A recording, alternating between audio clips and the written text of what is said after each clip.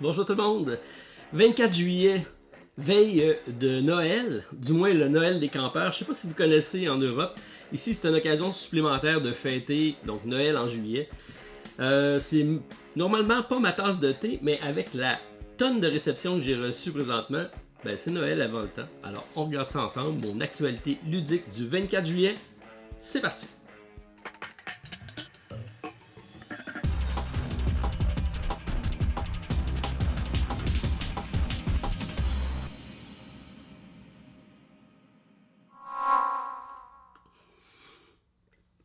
Bonjour tout le monde, bien content de partager un petit déjeuner en votre compagnie en ce samedi matin pour regarder l'actualité ludique du monde du jeu de société. Alors, avant de commencer ma vidéo, j'ai énormément de nouveautés à vous présenter, mais je veux peut-être passer une petite annonce publique puisqu'on ouvre dans quelques semaines, très très prochainement, le 10-30, donc le Randolph 10-30 ouvre à Brossard sur la Rive-Sud. Et on va avoir en plus Québec qui arrive cet automne, sans compter donc tous les autres pubs. On a présentement 7 pubs ludiques et on est à la recherche de main-d'œuvre. Donc, si une carrière chez Randolph vous intéresse, on cherche des animateurs, animatrices, des serveurs, des cuisiniers, cuisinières, bref, tous les postes sont à combler. On a énormément de demandes puisque ça va bien nos affaires, mais c'est la main-d'œuvre. Donc, si vous êtes disponible, si vous connaissez des gens, je vous invite à partager l'information. On est vraiment en période de recrutement présentement, surtout pour l'automne qui arrive avec notre grosse saison. Alors, sans plus tarder, j'y vais avec mon actualité ludique, en commençant toujours par le podcast. Donc, de l'autre côté du plateau, c'est disponible tous les vendredis. Et cette semaine, on a fait un tour d'horizon d'une bonne quinzaine de jeux facilement. Et on a en plus couvert l'actualité sur les Dice Tower Awards. Donc, c'est les récompenses du meilleur jeu de l'année de Dice Tower. On regarde ça ensemble et on en parle en compagnie de Martin Lafrenière. Donc, si ça vous intéresse, c'est un rendez-vous chaque vendredi avec de l'autre côté du plateau. Au niveau des réceptions, donc, comme vous voyez, énormément. C'est principalement des réceptions boutiques. Alors, c'est des jeux qui arrivent en boutique. Il y en a que je vous ai déjà parlé, mais sachez que c'est des réceptions qu'on vient de recevoir, donc ça va être distribué dans toutes les boutiques du Québec. Peut-être que c'est déjà arrivé chez vous en France, mais je serais curieux d'avoir votre ressenti par rapport aux jeux que je vais vous présenter. Mais je vais commencer avec un qui existe dans aucune boutique présentement, puisque c'est un prototype et on parle ici de Oltré. Donc c'est un magnifique jeu avec une équipe du tonnerre. On parle de Antoine Boza et John Grumpf. C'est publié chez Studio H et c'est, comme vous voyez, magnifiquement illustré par Vincent Dutray. Alors c'est un narratif coopératif fantasy, des épisodes d'un genre de campagne, des épisodes de 60 minutes. Je pense que ça va être très bon et surtout dans mes cordes. C'est un jeu avec beaucoup de matériel de cartes, d'histoire, mais sur un plateau assez condensé. On va protéger une forteresse. Bref, bien hâte de découvrir ce jeu-ci. Je pense que c'est tiré d'un jeu de rôle. Vous me le direz si vous connaissez Oltré. Je ferai mes recherches, mais j'étais super content de le recevoir. Alors, c'est lui le jeu que je vous parlais la semaine passée. Donc, je l'ai reçu, je l'ai déballé, j'ai commencé à lire les règles et je m'attaque à ça au courant du week-end avec Oltré à suivre. Donc, je vous présente ça dès que je suis en mesure de vous faire une vidéo. Niveau réception boutique, on a reçu ici alors, de magnifiques petites boîtes comme ça pour organiser des soirées meurtres et mystères. C'est beaucoup demandé et ça date de notre époque, ce qu'on avait, nous, ici en boutique. Alors, content de recevoir donc 3 nouvelles histoires pour organiser ces fameuses soirées, repas en bonne compagnie. On parle du jeu Culinario Mortale. Donc, c'est 3 boîtes. Donc, meurtre à la carte, un quart à la mer et le dernier acte. C'est donc tout le nécessaire pour organiser ces fameuses soirées-ci. Donc, j'ai fait beaucoup de ce type de jeu-là dans les années 90 environ. Et c'est des choses qu'on nous a souvent demandé, mais on n'avait rien de nouveau à se mettre sous la dent. Et là, ça le dit, mettre sous la dent. Alors, c'est intéressant. Et en plus, ce que j'aime beaucoup, c'est maintenant donc le nombre de joueurs est variable. Avant, c'était très fixe et on devait avoir absolument le bon nombre pour que ça fonctionne. Et là, on parle de 5 à 7 ou de 5 à 8 joueurs et des parties de 2 à 3 heures. Donc, on parle de dès 16 ans. Alors, des enquêtes. On va toujours avoir donc un rôle à interpréter. C'est beaucoup du role-playing game et on va avoir comme ça plusieurs suspects, mais un seul coupable autour de la table. On va essayer de dénicher c'est qui. Alors, ça fait toujours des soirées fort intéressantes. Alors, bien content de voir ça arriver. Si vous avez eu la chance de l'essayer, je suis curieux de voir comment s'est déroulé vos soirées. Bref, ça me fait penser à la croisière. Donc, j'avais fait un petit truc en compagnie de certains abonnés. Donc, je salue Dada et Amy, avec qui j'ai pu faire une petite soirée de ce type-là qui avait été intéressante. Near and Far, Les Royaumes du Lointain, je vous en ai déjà parlé, c'est Ryan Lockett, auteur que j'adore, et celui-ci, c'est probablement son avant Sleeping Gods, parce que Sleeping Gods c'est du même auteur, mais celui qui était le plus achevé de ces jeux, des jeux narratifs avec de belles histoires d'exploration. On a un livre comme ça qu'on va pouvoir explorer, on va se conter des histoires, mais le gameplay est assez fluide et facile à jouer. Bref, des jeux très accessibles qui vous donnent l'introduction peut-être à un jeu narratif plus complexe. C'est un 2 à 4 joueurs, des parties de 90 minutes. Je sais qu'il y a une extension qui existe pour le jouer en solo. Alors, j'avais même pensé en faire une petite variante solo également. C'est donc de la compagnie Lucky Dog Games. Ça arrive en français. Si vous ne connaissez pas Ryan Lockett, donc Above and Below étant le précédent, Near and Far celui-ci. Donc les deux sont disponibles maintenant en français et en boutique. Très bonne nouvelle. Je pense même qu'il figure parmi les bons vendeurs chez Philibert. Destinies, c'était toujours pas arrivé en boutique. Les backers l'avaient reçu. Mais nous, c'est ça. Ça arrive en boutique. Alors, notre jeu de Lucky Dog Game, donc vous avez compris que c'est la réception de la commande de Lucky Dog Game en grande partie. Alors, un jeu de rôle dans lequel on va utiliser une application qui va remplacer le maître de jeu. Il faut voir ça comme un jeu de rôle dans lequel le maître de jeu va nous conter les histoires et on va comme ça naviguer à travers un mystère et essayer de résoudre tout ça. Et l'application est très présente dans celui-ci, mais c'est parce qu'il remplace le Dungeon Master, donc le maître de jeu. Alors c'est 120 à 150 minutes par partie, 14 ans et plus, 1 à 3 joueurs. Ça c'est intéressant parce que c'était compétitif. Moi, c'est ce que j'avais apprécié de ce jeu-ci. Normalement, c'est des jeux coopératifs et celui-ci est compétitif, mais on s'affronte pas, on vit des histoires parallèles pour être capable donc d'achever notre destin, notre destinée. Alors, c'est la thématique du jeu. Alors, bien content de le voir arriver en boutique. Ça a fait beaucoup de bruit. Il y en a qui ont aimé, il y en a qui n'ont pas aimé. Alors, la meilleure façon de le découvrir, c'est de l'essayer. Alors, Destiny, ça arrive au Québec en boutique. Bien content. Mandala Stones, qui est le coup de cœur de mon ami Martin de la Frenière de la Zone, qui a fait ici quelques parties en compagnie de son ami Patrick et qui a partagé son expérience dans le podcast justement. Et il a beaucoup apprécié le jeu. C'est un jeu abstrait dans lequel on a des artistes et on va comme ça faire de la collection de pierres pour pouvoir faire un mandala. Ça reste très très abstrait tout ça, mais c'est un beau jeu au niveau des composantes. Là. Les pièces sont superbes. Un peu à la Azul, avec plusieurs façons donc, de marquer des points. On va remettre ça sur nos plateaux personnels et on va éventuellement construire le mandala. C'est des parties qui se jouent très rapidement.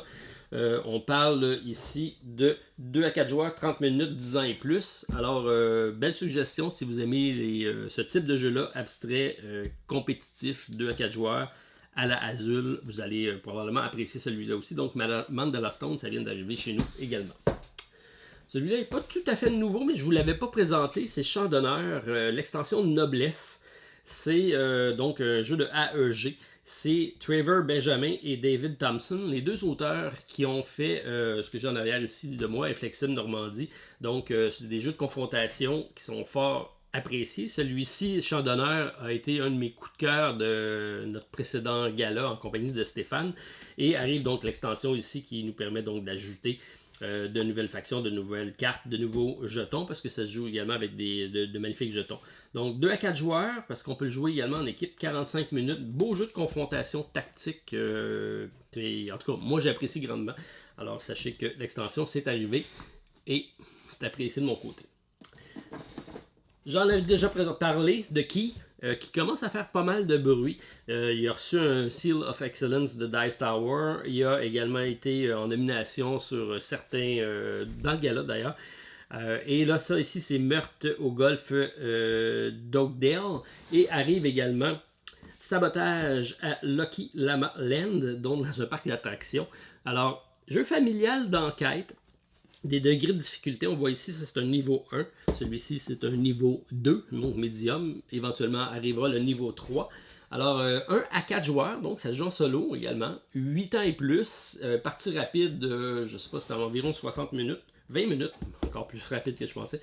Et donc, c'est un jeu dans lequel on va avoir une série d'enquêtes un peu à la Clou, mais c'est en temps réel, il n'y a pas de tour de jeu, on va tout simplement piocher des cartes dans le centre de la table, alors comme ceci, et on va essayer de résoudre l'enquête. Le but c'est de prendre le moins de cartes possible pour trouver la bonne combinaison du suspect, de l'arme et d'un autre élément selon l'enquête.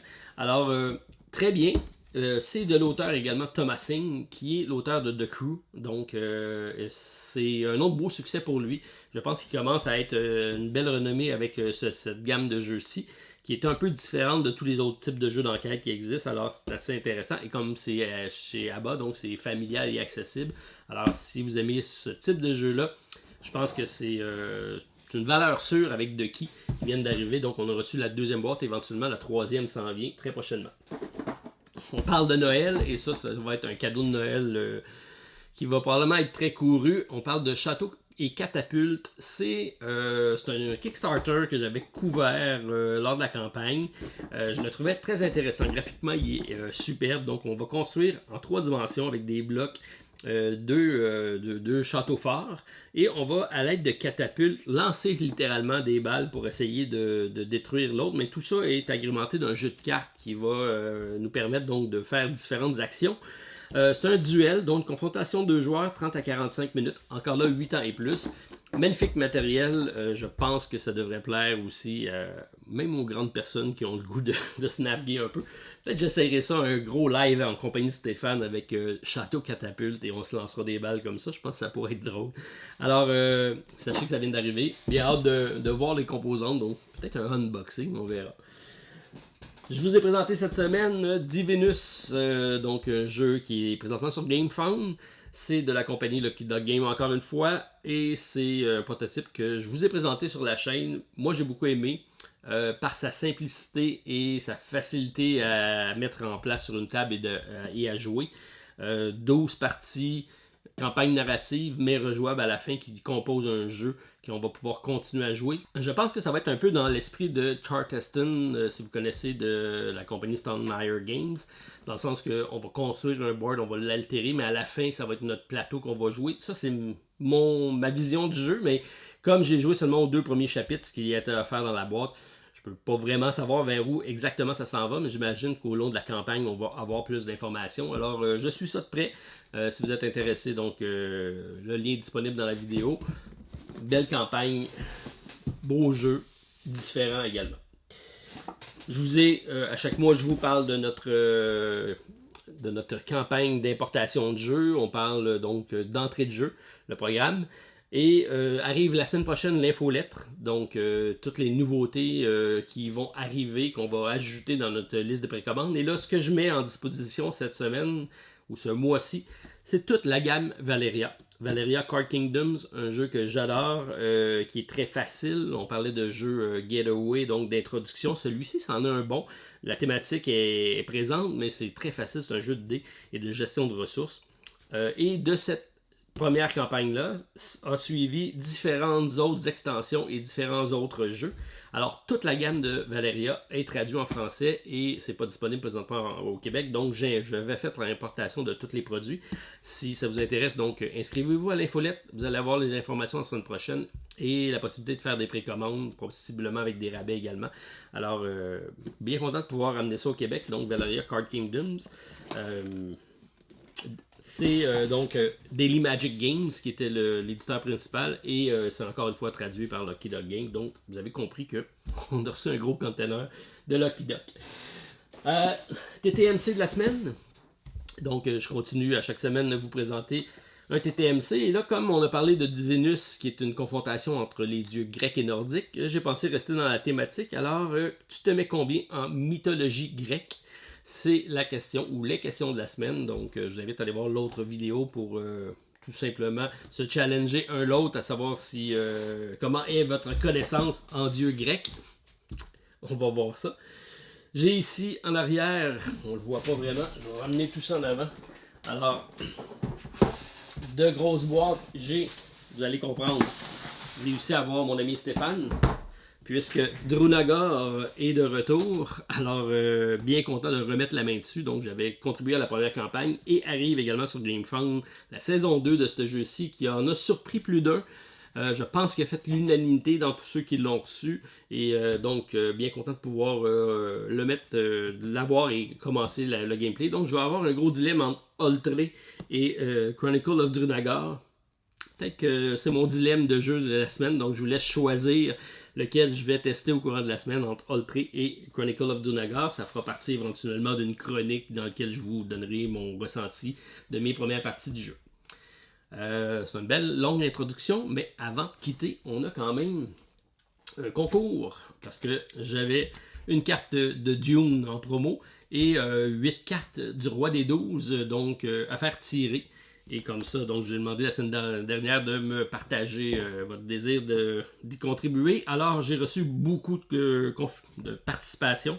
Et on va demander à Siri de nous aider une fois de plus. Bonjour Siri, comment vas-tu? Ça va plutôt bien. Merci. J'aurais besoin de toi pour me choisir un nombre entre 1 et 82. Ça fait 50. Merci beaucoup. Mais de rien. Alors, c'était Siri qui a choisi le numéro 50 pour pouvoir gagner le tirage. Alors, je vais regarder sur ma liste 50. Qui est-ce que ça me dit?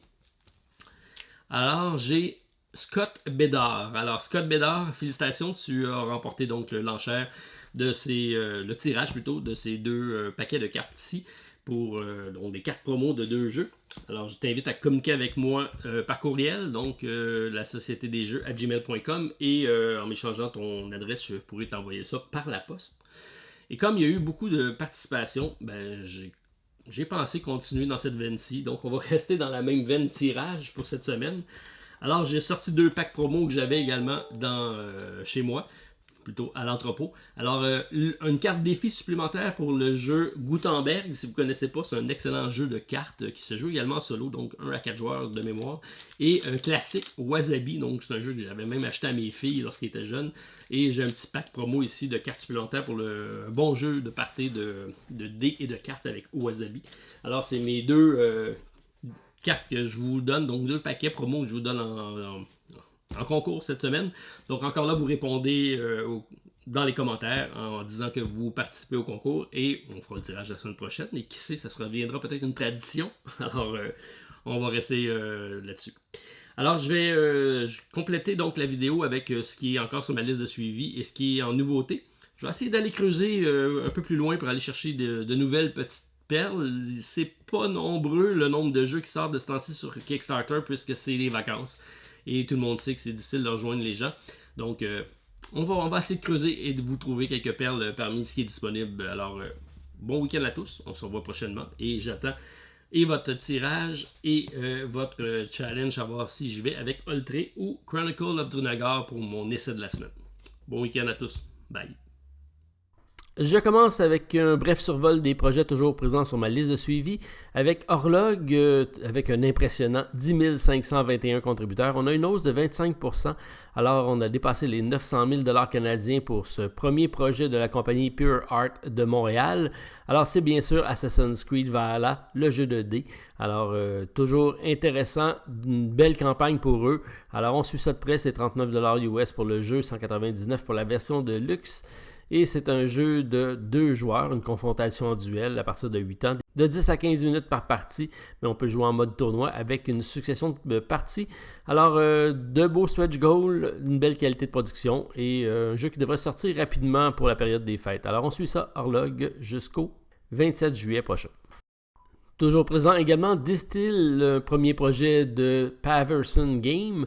Alors, on a une demande pour une VF qui n'a toujours pas été confirmée, mais un beau jeu de 1 à 4 joueurs, maintenant de jusqu'à 5 avec les stretch goals, c'est des parties de 30 minutes par joueur.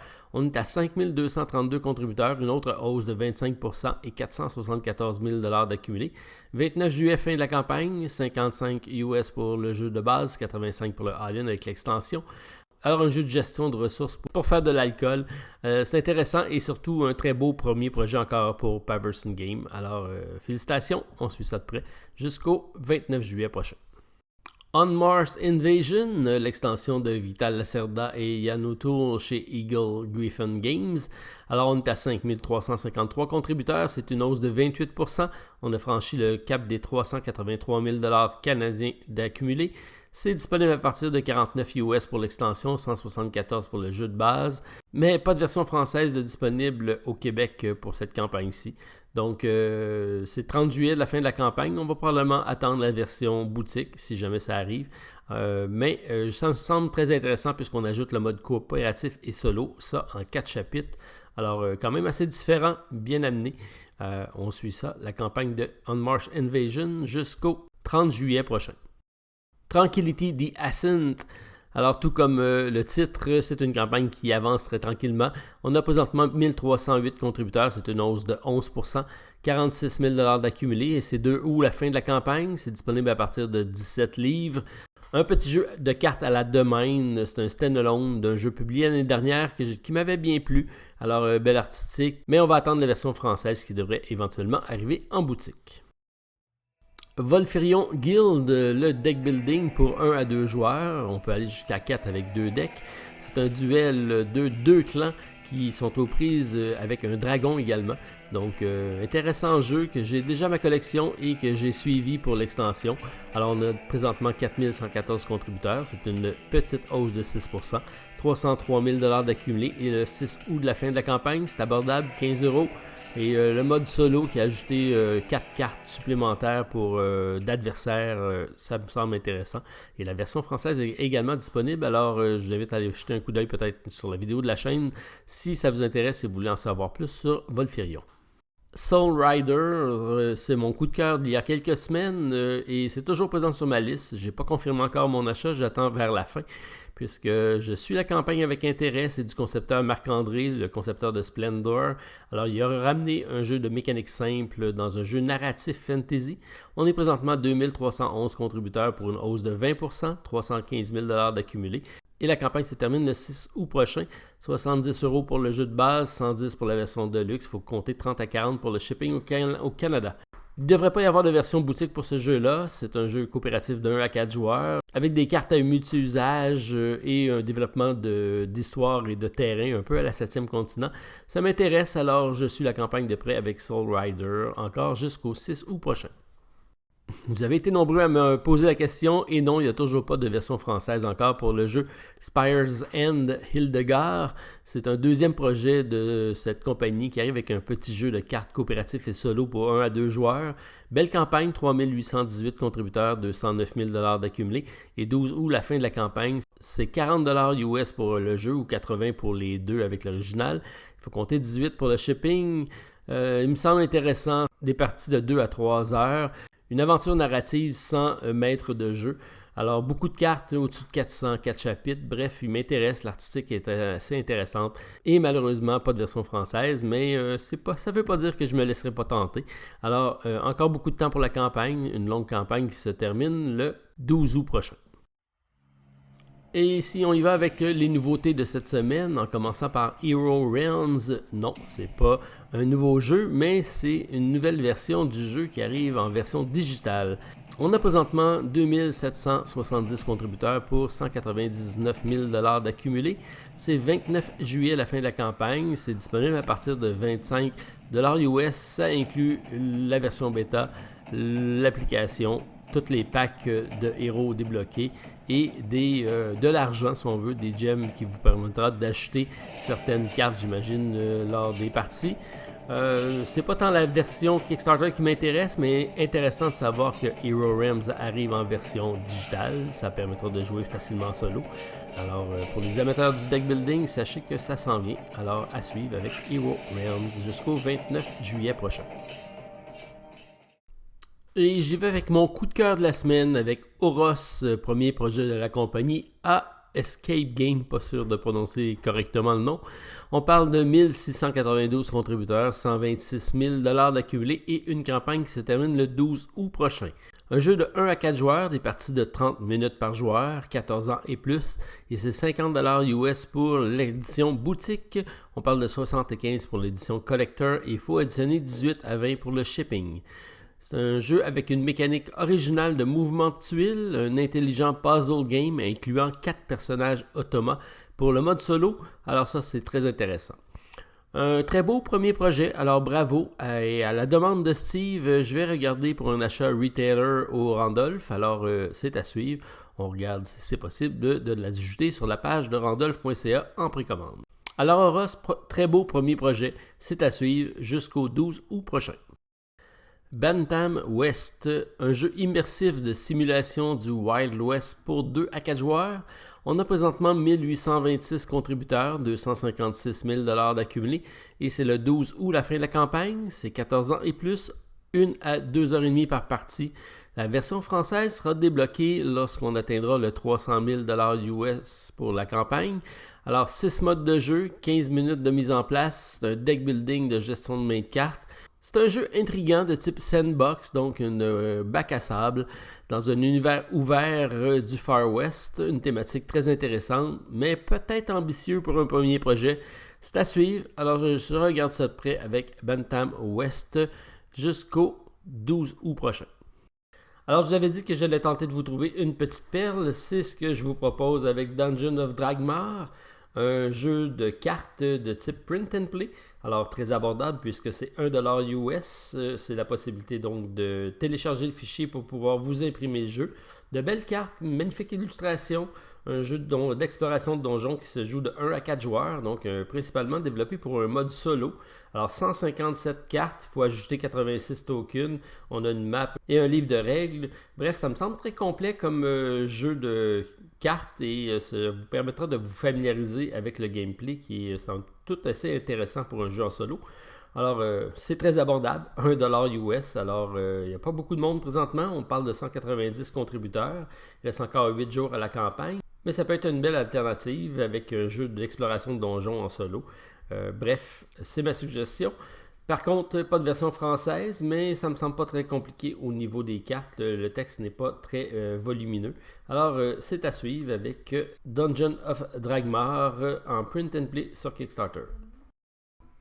Et je complète ma liste aujourd'hui avec Chronicle of Drunagar, Age of Darkness, Apocalypse. Alors c'est une grosse extension ajoutant 16 nouvelles aventures et quelques nouveautés au gameplay. D'un jeu publié l'année dernière sur Kickstarter, on a présentement 5243 contributeurs et un impressionnant 1,3 million d'accumulés. 1 à 5 joueurs, 40 minutes par partie, 14 ans et plus, avec une cote de popularité de 9,2 sur BGG. 95$ US pour l'extension, 115$ pour le reprint et 340$ pour le all-in. Alors, peut-être si vous voulez un peu plus d'aperçu du matériel, j'invite à aller voir une vidéo que Stéphane a fait sur la chaîne, puisque c'est un unboxing d'un jeu que je n'avais pas encore, mais que je viens tout juste de récupérer. Donc, je vais avoir la chance de l'essayer très prochainement et vous en donner des nouvelles probablement avant la fin de cette campagne-ci. Alors, Chronicle of Drunagar, Age of Darkness, Apocalypse, c'est présentement disponible sur GameFound pour encore un peu plus qu'une semaine. Alors sur ça, j'ai bien hâte de vous lire pour savoir quel est votre coup de cœur de la semaine. On se revoit très prochainement sur la chaîne. Alors, bon week-end à tous. Bye.